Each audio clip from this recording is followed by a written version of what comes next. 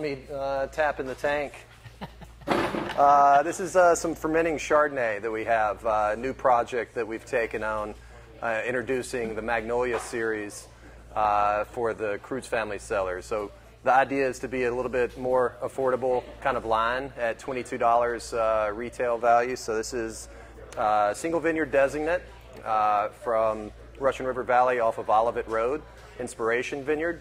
So this is probably, we just inoculated this about 3 days ago. So it's fermenting, very sweet still, but I was going to pull it to have Joel and Dylan take a little snapshot, a little baby shot of some sweet juice here. So it's, you know, again, the style of Chardonnay is completely different from the Krutz family cellars, in which we'll taste here in a minute, where this is barrel fermented. The Magnolia series Chardonnay is going to be tank fermented, neutral French oak, and built to release more expedited to hit the market a little bit earlier, and also be brighter, crisper, a little bit more, you know, citrus-like versus a little bit more body towards the Martinelli Road vineyard. So anyways, this is probably just now getting going, but it's probably, you know, just getting going, honestly. It's still it came in at 24 bricks, 24.2, 3.32 pH. So we certainly want to hang on to that lower acid. We may not do malolactic fermentation. We may resist it to keep on to the leaner style. And, you know, just kind of gives it more of a diverse, kind of polar opposite again of the Chardonnay that we'll taste here in a minute. You wear two different kind of Chardonnay hats as a winemaker. So, yeah. Is that the first time you said two different Chardonnay hats? Yeah, I guess so. Unless they were the same. So you see, this is what happens with harvest. You know, people get excited. The next thing you know, he's tapping a tank, and we're working our segment 2 here. And so now I'm actually going to do the official introduction of this segment. Well, thanks, Patrick. It's also, I know we've talked a little bit today about. He had to get in there. We've talked a little bit today about skin contact with whites and how that kind of maintains the idea of a little bit of structure and keeps some of the freshness on it a little bit more. And I did about a 24-hour skin contact with this Chardonnay as well. So got it in last Sunday, a week ago today. Was harvested, crushed, kept it on the skins, destemmed everything, kept it on the skins for 24 hours. Then we pressed it off into tank. Then I did a cold, really cold settle at about 45 degrees Fahrenheit, kicked it over to our other tank, and then returned it, and then inoculated it with an X16 yeast strand that is an isolate from the Alsace region in France. So anyways, the idea is to get really aromatics out of it and have fun. So yeah, and of course I know I'm getting excited. They're like, sit down now. Sit down. See, and that's what happens. And of course they all wish they were tasting this sample. So let me welcome all the bloggers, and thanks for joining us on TasteLive's Cafe 140, live from Krutz Family Cellars and Sheldon Wines here in Santa Rosa, California. I'm your host, Joel Quigley of Taste Live and Creative Furnace. And of course, we know this is Patrick Krutz over here who's tapping tanks. Hello. We're super excited to be webcasting. Obviously, you know, we're wrapping up harvest here in Sonoma County. As you can see, tapping tanks. I mean, this Chardonnay, I mean, to taste it is just amazing. So we're going to be tasting with both Dylan and Patrick today. And the two of them, you know, they share this state-of-the-art production facility and tasting room. And it's all about small lot production. And we'll get in a little bit more about how these guys got to know each other and how this happened. And then we also have a musical guest today with us, Peter Chung, who opened the show in segment 1, and he'll be wrapping up with segment 3. So thanks, guys. Let's, you know, we got this little sneak peek tasting. Yep. I know we're killing the bloggers out there because they haven't get to it. But right now, what we're going to do is we're going to go to the Krutz Family Cellars 2010 Martinelli Road Chardonnay. And this is actually, talk about new projects, this is your first vintage sourced from, you know, this great, renowned vineyard. So, you know, let's stick our nose in this. And bloggers, obviously, tell us what you're getting on the nose. Share it, post here. We'll take your comments. Let's get into this. Yeah, let's stick our nose in this. Yeah. Yeah, join in, Dylan. Oh, absolutely. As you mentioned, when I first started making wine back in 2003 was the first vintage. Even though at a hobby level, the first Chardonnay that we made was from Sleepy Hollow Vineyard, and the ones that you guys that have joined me in the past, we've certainly tasted a few of those. This is, as Joel mentioned, the first Martinelli Road Vineyard release that we just released as of about a month ago. So when our contract ended due to replanting at Sleepy Hollow Vineyard, it was 48-year-old vines, really old vine stuff, getting less than a ton an acre. So kind of good for wine, but bad for business practices. And so they decided to replant after the 09 vintage. And that's when I was left searching for a new source to continue our Chardonnay program. Wanted to continue the same style as an approach and looking for a vineyard source. So being relocated here in Santa Rosa, downtown Santa Rosa, wanted to try to see what was available in our backyard, so to speak, to create more of a local kind of, following. So anyways, I called Lee Martinelli Sr., got to know the Martinelli family through Pebble Beach Food and Wine a couple times, and got to meet them. Just a great family, been here for generations, and so Lee Sr. took me around. We first visited River Road, and then we went to Woolsey Road Vineyard, and then Ziotoni. And just riding around with him, talking, hunting, fishing. He's a big outdoors guy, and showing me pictures of game and stuff from his hunting excursions up to Canada and everything. He was struck, I guess, and we hit it off well. And he said, I don't really think that I don't seem that you were moved by any of the first three vineyards. And I said, well, I'm really looking for something a little bit more cool climate, a little bit more minerality, and I really like what I just saw, but it's not fitting my program. It wasn't talking to me, and he totally got that. And so then he said, well, I tell you what, let's ride out to my house. And so we rode out to Forestville, and then he showed me his Martinelli Road Vineyard. So it was, I assumed, just kind of in his back pocket in case something didn't really move me. And so we went out there, and immediately seeing the vineyard site, I was like, that's it. That's what I'm looking for. Yeah, it's picture postcard beautiful out there. It is. I'll throw that road up against anything you drive through in Tuscany or anywhere in the world. It's pretty breathtaking. Tiny little out of the way place. Let's grab a couple little comments here from our blogger panels. Thanks again for joining us today. Divine Wine Time, stone fruit lemon, a little bit of butter, beautiful. Wine Brad SF, I so appreciate the fact that it's not a 2x4. That Meyer lemon and tropical fruit is nom nom nom. Yeah, she's on it. Yeah, she's in the house. You can hear the chatter. Yeah, there you go. Very all over. Technically sound. Cellar Mistress, there are so many different layers to this Chardonnay. Each sip brings something different to my palate. That's great. And then MM Wine. Nose is buttered, toast, and lemon, but the palate is different. So, MM Wine, tell us where you're going with that. So, and a lot of what gravitates me towards this is the minerality component to it. You definitely get a lot of the citrus and lemon zest finish on it that's just pretty, and it just almost zings out on your palate. In a way, but there's also a lot of textural. It's 2, 3, 4 dimensional. So it's not all bright crisp. It also has a layered and the integration of the barrel ferment that we do. A lot of people say, why in the hell would you barrel ferment in some of this new French oak? That's what you pay for. It's like, no, it's really to wear off some of that planky 2x4. That outer harshness, and doing a barrel ferment is that it softens that barrel a little bit and takes away some of the more aggressive nature. What did you do with the Surly on this wine? This was, which definitely adds to the more textural component, is it's about a 6-month program of heavy lees contact. So Surly is a Burgundian technique where after the barrel fermentation, instead of racking off of the heavy lees that gravitate towards the bottom of the barrel, you actually take a barrel stir and you agitate. And so what you're doing is you're blending the protein. Yeast cells have gone through autolysis and broken down, and it's a way of texturizing your wine. So every 2 to 3 weeks for 6 months, you're going into each barrel and agitating, stirring the lees, and it gravitates, it settles back down.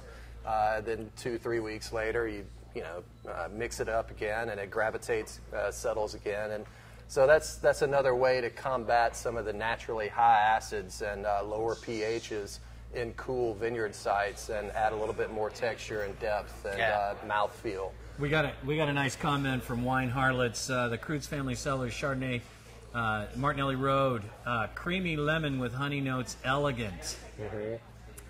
All right.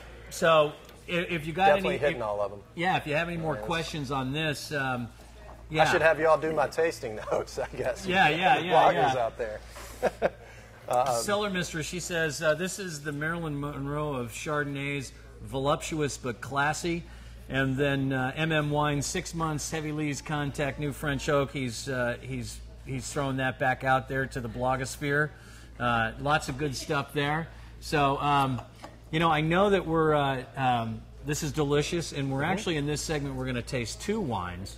But before we jump over to this next wine, I think that because it's a little tit for tat, and he's tapping. I see your tank tap. Yeah, I raise you a barrel sample. Barrel thief. Yeah, he's got a barrel thief.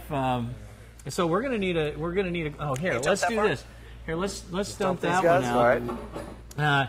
And while Dylan is, he's gonna tap a barrel right behind us here. We love this, and that's why, of course, everybody loves to come to wine country, right? Because you get these beautiful experiences that you just don't get anywhere else. And what, Patrick, I got another question from MM Wine. Is what is the aging on this wine? This particular vintage, it was about 50% new French, 50% seasoned, and we aged it for about 13 months before going to bottle. And as Dylan touched on earlier today, it's these wines are alive. They're not sterile filtered. So it's been a kind of constant theme throughout our, I guess, the last decade. Yeah, 10 vintages. Yeah, I know. So 10 it's, vintages. We certainly share a lot of the same core values, but we also, take different paths of philosophies and such. So yeah. Well, before we get into this, the Sheldon Wines 2006 Deviant Velocity. Deviant Velocity. We call it the Deviant. Yeah, the Deviant. And which I understand is a petite Syrah. But what we're going to do is, let's tell us a little bit about what you just thieved out of the barrel. This is one of the most special vineyards to us. This is Roma's Vineyard, which is up in the Anderson Valley, just shy of 2,000 feet elevation up on Lone Tree Ridge. And we've been working with this vineyard off and on since 2007. We make the estate wines there and just do a few barrels. We have to combat a pair of very hungry bears that have been tearing the fences down and wreaking havoc. Oh my God. It started out with just one bear, and this year there's a second. So we lose, it's only about 8 acres. We lose about a half an acre to bear ravaging. And, to bears. And there's hungry bear. There's not a whole lot you can do about it. But anyway, the 2012 Roma's Pinot has just finished up fermenting in barrel, and it's a really rare treat to get truly cold climate, high elevation Pinot Noir. Wow. Atypical to California, but really bright aromatics. You should have a snoutful. Yeah. So these bears obviously have good taste. Well, that's the thing. I mean, the animals will tell you when. I mean, whether you got a fruit tree when the birds come, they know when the flavor's there. And usually when the bears hit us, it's about a week to 2 weeks before harvest. So they like to pick at a little lower sugar brick and a little lower bricks. They got a good palate. Yeah, they do. Think about it. And they have their choice of any vineyard in that entire area, and they take this one. So I take that as a fine compliment. Yeah, we should pitch that story to Hollywood. Yogi goes to wine country. That'd be good. All right, a little challenge though, getting on film. They don't cooperate that well. They don't not so much. Oh no! Once you put a shirt on them and a hat, their whole life changes. Beautiful, just it's not California Pinot Noir. No. And that's Man, what's unique about that vineyard site. I used some of the fruit from that vineyard site and blended it with another up from Anderson Valley, and it's just so unique. It's all aromatics. All what Pinot is I don't know, that can be, so it's lifted beautiful. perfume and all those elusive things. Okay, it's time to get deviant, Yes. before we run out of time. So again, this Deviant Velocity, this is a 2006, so we're stepping Actually, back this some is- vintage. Correction, vintages? this is an 07. Oh, it's an 07. Yeah. I was wondering about we've that. got- I apologize for that. But this is an 07, but it is actually the new release. So again, playing on our pseudo or fake physics terms.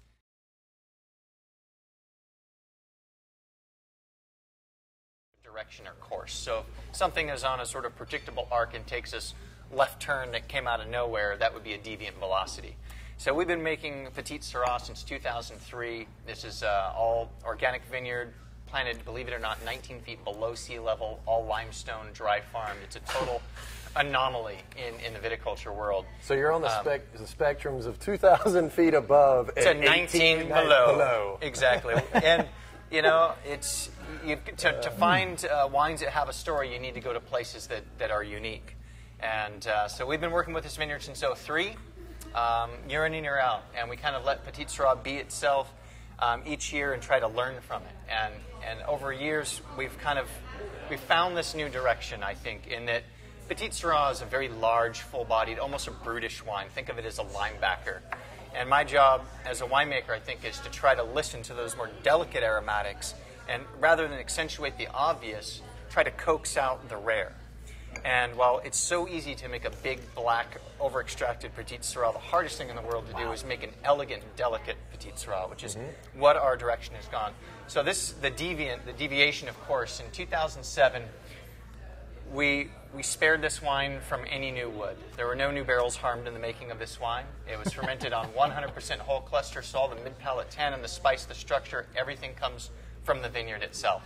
It actually finished primary fermentation under 13% alcohol. Once it went through élevage of about 14 months and evaporation, it ended up just about 13.5, 13.6, I think, is the final run. So it is Petite Syrah.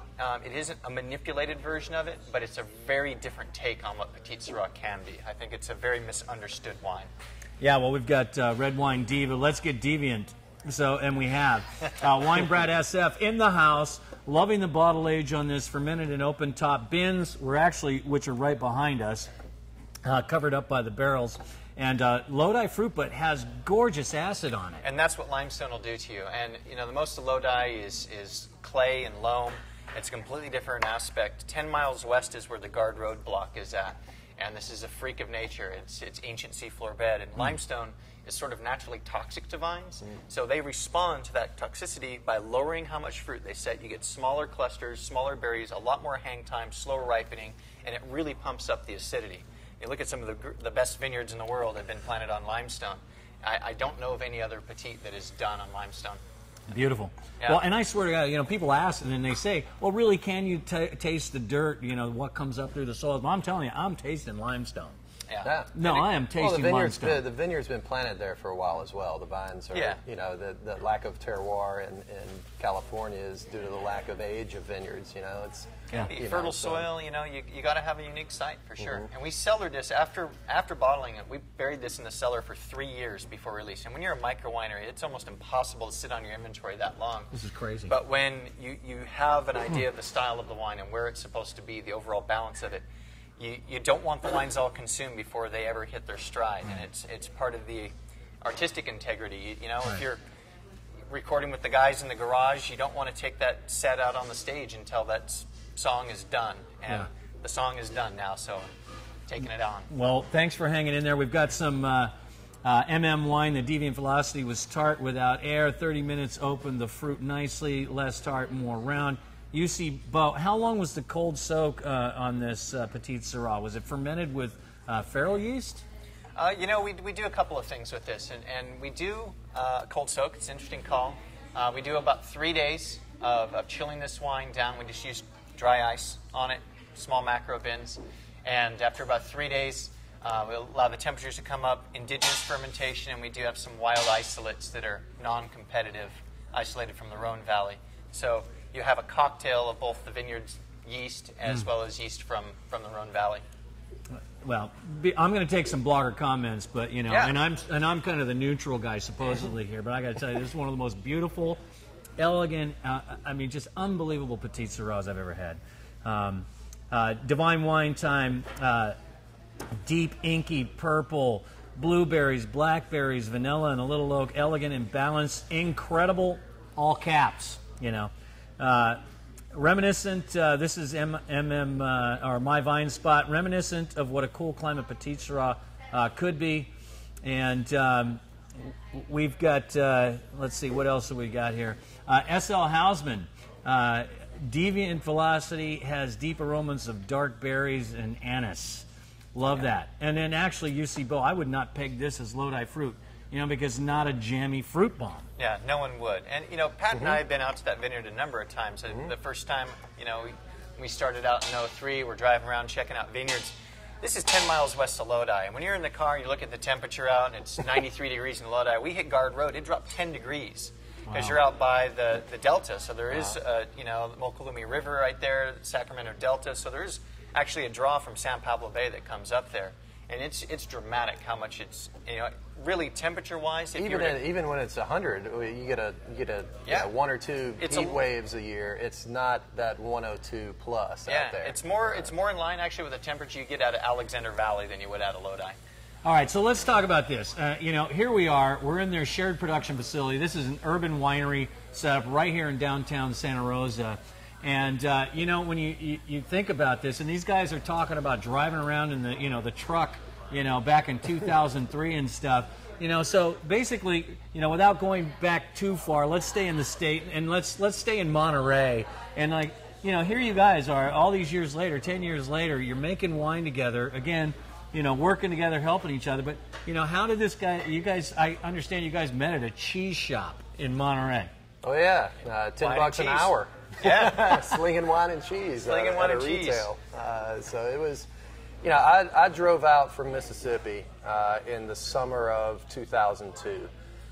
They, both Dylan and Toby already lived in here. However, they were abroad. They were in New Zealand.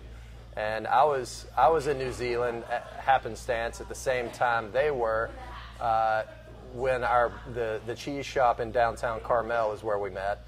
And the owner of the cheese shop tried to hook us up while we were in New Zealand. Yeah, I got an email, I think, during Vintage from you, and I was swamped and said, hey, let's catch up after, and I think you would bounce somewhere else by then. But then made it back to California and ended up meeting the guy, you know, it was probably 6 or 9 months later from our first email contact and working in the same cheese shop. And, you know, it was a very educational place to work. I mean, 300 raw milk cheeses and a couple 1,000 different bottles of wine in a shop, and your job was to eat, drink, and taste all day long. It's so you guys, was bad, but the fringe benefits were great. Well, you guys started making garage wines together, essentially, right? It was their 2002 vintage that you started at your own, you know, your home vineyard that you planted, 2000. Which was the first year of the Vinolacity, correct? Well, I did Chateauneuf de Prunedale back in 2000, and the right. Vinolacity was born in 2001. But then we got together in kind of an abandoned winery, if you will, back in 03, right in the Santa Lucia Highlands. Big, beautiful facility with really nothing more than a 5-gallon plastic bucket, some siphon hose, and a basket press. And gravity. And gravity. We have a lot more. We have a lot more 5-gallon plastic buckets. We've got like 3 siphon hoses now, and we still have a basket press. So things have just in case. Yeah. If we lose power or whatever, you know, we do know the extreme hands-on version of making wine. Well, you guys gave me a little little handoff here to circle back to a question about, and you mentioned basket press, because somebody actually asked about the, you know, what kind of press that you were using on the Martinelli Chardonnay. So, you know, and they do have a beautiful press here. So what do you tell us what you guys are using as far as your press? What'd you do with that Martinelli? That Martinelli was pressed actually by Pizzoni. Oh. And they are, our presses are indeed basket press. This is a newer generation of the old school wooden stave, water bladder basket press, half ton that we used from 2003 through 2010. And then once moving into this facility, we needed to outfit it, and so then we needed to pick up a larger basket press, which is still the most gentle the press. smallest presses still made. We went from a 3/4 ton basket press to a 2-ton basket press, which is like going from a Ford Fiesta to a Yugo. It's like, hey, look at all this extra space we have here. I mean, it's such a ridiculously small press for what we actually do with it. But it's the most. It is the most gentle press that you can possibly buy on the market. Yeah. And that's, again, at the core value of our winemaking philosophies is how do we extract this, the wine from skins in the most gentle way possible. And that's why we have the So you ran the Chardonnay, though, through a Euro press, right? Correct. Yeah, that was a Euro press at a 5-ton level. Yeah. Much better for whites. Much better for whites. You get much more juice extraction. So your yield per ton is, instead of being a 125 gallons a ton, which we could probably get with our press, we were getting more like 150, 155, which is on par with our press with macerated fermented reds. So pretty much industry standard. Yeah, absolutely, industry standard. Well, with industry standard, we have standards here at Cafe 140, which means we need to wrap this segment. The winemakers get excited when we're in the middle of harvest and we're tasting wines and we're talking the tech side of wine. For days. So thank you to Dylan for sharing this dark, deep, brooding, elegant, balanced Sheldon's 2007 Deviant philosophy, and to winemaker Patrick Krutz and our bloggers, and for sharing this this perfect harvest day. It's like, guys, it's like 80 degrees here in Sonoma County at the end of October, and we're here at Krutz Family Cellars and Sheldon Wines here in Santa Rosa, California. So for myself, Joel Quigley, and all of us here at Taste Live and Creative Furnace, cheers, and thanks for joining us. Thank you. Thanks. Cheers. Cheers. I'm drinking.